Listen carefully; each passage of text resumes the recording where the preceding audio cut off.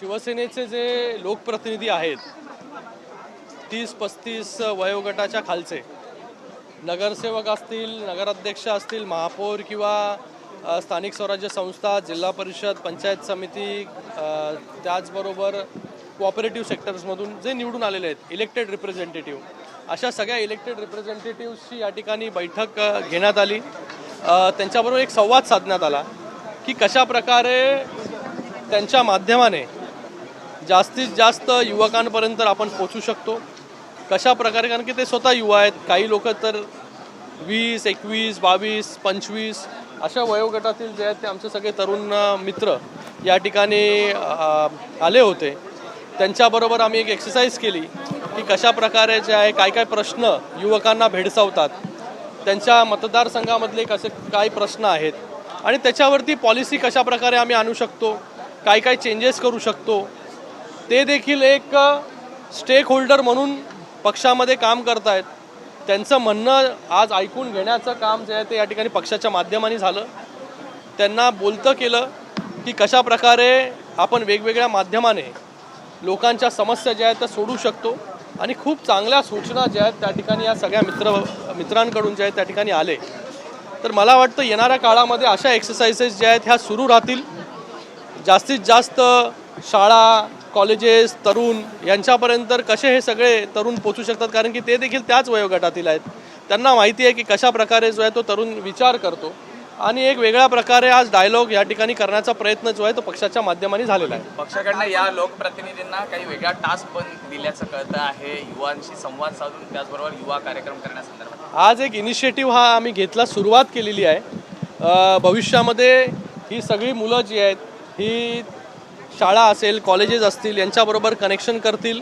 पुढे विद्यार्थ्यांचे प्रश्न असतील, युवकांचे प्रश्न असतील, ते कशा प्रकारे हाताळायचे याचा देखील प्रोग्राम जो आहे हा पक्षाच्या माध्यमाने जो आहे हा चालू राहील. काल मुर्जी पटेल यांच्याकडे पण तुमचं भाषण झालं. तुमची जी भूमिका होती ती लोकांकडून ऐकण्याची जास्त होती, त्यामुळे जे प्रश्न त्यांनी मांडले त्यावर नेमका काय तोडगा काढला जाणार? बघा, मला वाटतं इथे ऐकण्याच्या भूमिकेमध्ये आम्ही आहोत, समजण्याच्या भूमिकेमध्ये आहोत की काय खऱ्या अर्थाने मुलांना पाहिजे, युवकांना पाहिजे, त्या समजून घेतले आपण विषय.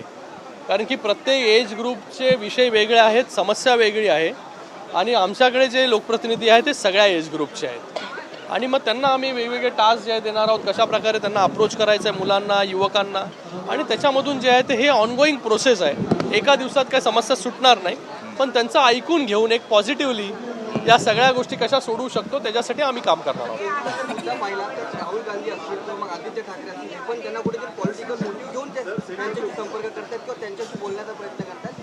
जनतेला पॉलिटिकल मोटिव्ह विरोधी पक्ष बघा, विरोधी पक्ष आज ज्या सिच्युएशनचा फायदा घेऊन पॉलिटिकली त्यांच्याकडे एक वोट बँक म्हणून पाहत आहे. आम्हाला तसं करायचं नाही, कारण की आम्ही सरकारमध्ये आहोत. सरकारने विविध योजना ज्या आहेत या जेनझींसाठी असेल, युवकांसाठी असेल, हे मोठ्या प्रमाणामध्ये जे आहेत हे राबवलेले आहेत, लोकांपर्यंत पोचलेले आहेत. त्याच्यामध्ये अजून काय आम्ही करू शकतो याच्यावरती आमचा भर असणार आहे. एक ओपन डायलॉग जो आहे हा त्यांच्याबरोबर आम्ही प्रस्थापित करू इच्छितो. कुठे आम्ही कमी पडतोय, कुठे आम्ही लॅगिंग आहोत याच्यावरती काम करण्यावरती आमचा जास्त भर आहे. कंत्राटदारांचा एक महत्त्वाचा प्रश्न आहे.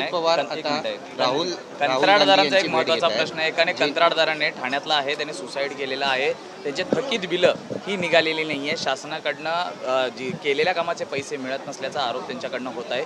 2 दिवसापूर्वी आंदोलन देखील झालेलं आहे. त्याच्यावरती मला वाटतं सरकार देखील गंभीर आहे आणि ज्या काही गोष्टी असतील त्याला रिझॉल्व्ह जे आहे ते केलं जाईल. पण रोहित पवार भेटतात, मैदान वाचवण्यासाठी आंदोलन करत आहे. त्यांच्या नेतृत्वाखाली रविवारी आंदोलन पार पडलं. महायुती सरकार खेळाचे मैदान हडप करत आहे असल्याने आरोप. बघा, आज या मुंबईमध्ये सगळ्यात मोठं पार्क, त्याचबरोबर महालक्ष्मी रेसकोर्स हे ओपन करून सामान्य जनतेला देण्याचा निर्णय जो आहे तो सरकारने घेतला. शिंदेसाहेब जेव्हा मुख्यमंत्री होते तेव्हा घेतला आणि आज तो आम्ही पुढे घेऊन जातोय. एक एवढी मोठी ओपन स्पेस जी फक्त ठराविक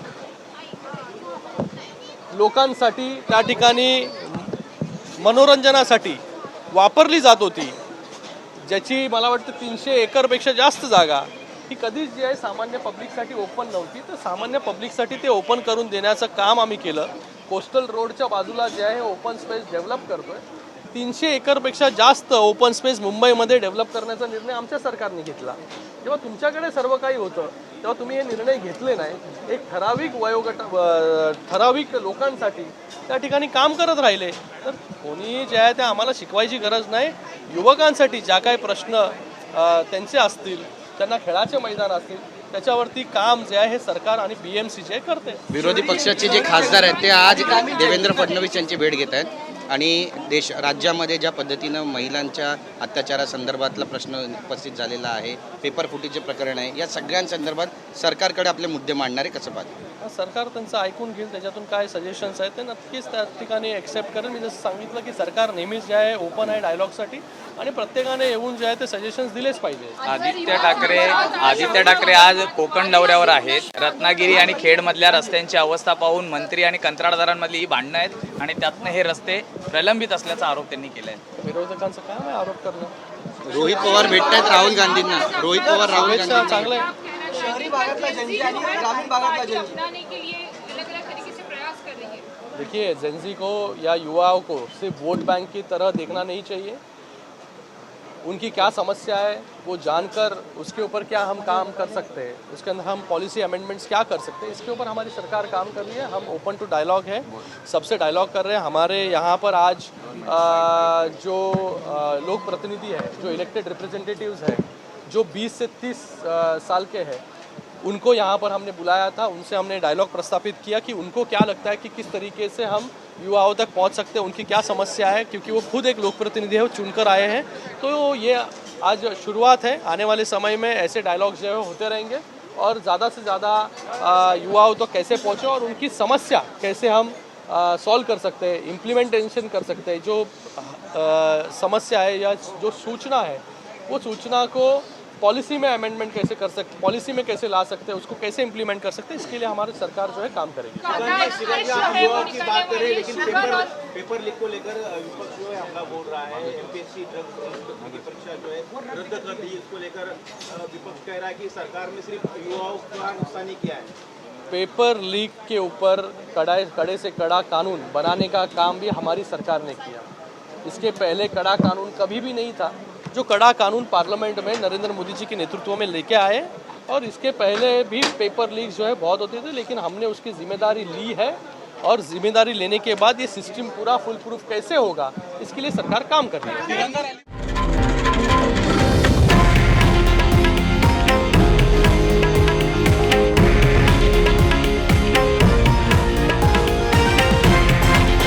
हे आहे देशातील नंबर 1 न्यूज नेटवर्क आणि आपण पाहत आहात TV9 मराठी, एकमेव.